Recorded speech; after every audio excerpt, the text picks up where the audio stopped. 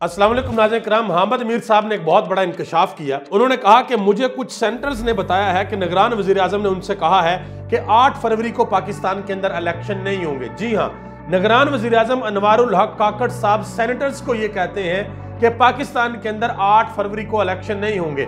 और अभी इसी वक्त जब मैं वीडियो बना रहा हूँ आपके सामने, तकरीबन 10 घंटे गुजर चुके हैं। सेनेट के अंदर ये करारदाद पास हो चुकी है कि पाकिस्तान के अंदर इलेक्शन को मुलतवी कर दिया जाए। और मैं सोच रहा था कि नवाज शरीफ साहब के ट्विटर हैंडल से ट्वीट आएगा, मरियम नवाज कहेंगी, हमजा शवाज का ट्वीट आएगा, राना सनाउल्लाह का ट्वीट आएगा, तारड़ का ट्वीट आएगा कि नहीं भाई नहीं, हमने तो लड़ना है, ये मैदान है, ये घोड़ा है, हम तो इमरान खान का मुकाबला करेंगे। लेकिन अफसोसनाक बात है कि अभी तक किसी किस्म का कोई रद्द-ए-अमल नहीं आया। हाँ, अगर रद्द-ए-अमल आया है तो पाकिस्तान तहरीक इंसाफ का रद्द-ए-अमल आया है। उन्होंने कहा है कि हम किसी भी सूरत इलेक्शन में इल्तवा नहीं चाहते, हम नहीं चाहते कि एक दिन भी इलेक्शन डिले हो। और सबसे अहम खबर इसके बाद आपको यह बताता चलूं कि वो लोग जो सेनेट के अंदर बैठे हुए थे और पाकिस्तान तहरीक इंसाफ के लोग थे और उन्होंने इस करारदाद की मुखालफत नहीं की। पाकिस्तान तहरीक इंसाफ ने फैसला किया कि उनको शोकाज नोटिस भेजे जाएंगे, उनसे जवाब मांगा जाएगा और अगर तसल्ली बख्श जवाब ना दिया गया तो फिर हो सकता है कि उनको पार्टी से भी निकाल दिया जाए। हामिद खान साहब सीनियर वकील हैं पाकिस्तान में, उन्होंने कहा है कि इलेक्शन होने चाहिए वरना आईनी निजाम धर्म भरम हो जाएगा। चीफ जस्टिस साहब ने पत्थर पे लकीर लगाई हुई है भाई 8 फरवरी कि 8 फरवरी को पाकिस्तान के अंदर इलेक्शन होने हैं, लेकिन यहां पे कुछ और हो रहा है।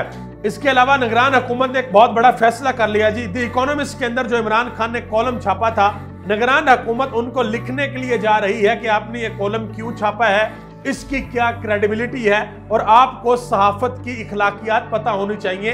यह पाकिस्तान की निगरान हुकूमत दी इकोनॉमिस्ट दुनिया के बड़े जरीदे को बताएगी। होना तो वैसे ये चाहिए कि अगर आपको उस कंटेंट के ऊपर जरा सा भी एतराज है, अगर आपको ये लगता है कि उन्होंने झूठा आर्टिकल छाप दिया है, इमरान खान तो जेल के अंदर है, पॉसिबल ही नहीं है कि इमरान खान लिख के खत भेजे, तो सबसे आसान हल है कि आप जाएं और जाकर उनके ऊपर केस कर दें। केस अगर आप जीत गए तो आपको अंदाजा भी नहीं कि इस हुकूमत को कितने पैसे मिल सकते हैं। बाहर की अदालतें पाकिस्तान की अदालतों की तरह नहीं है कि आपकी बात ही ना सुने, वो आपकी बात सुनेंगे।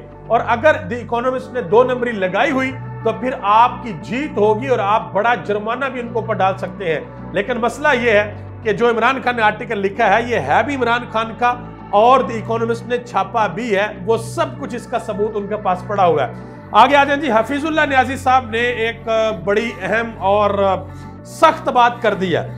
उन्होंने कंपैरिजन निकाला है इमरान खान का और जनरल बाजवा का, जनरल रिटायर्ड बाजवा का।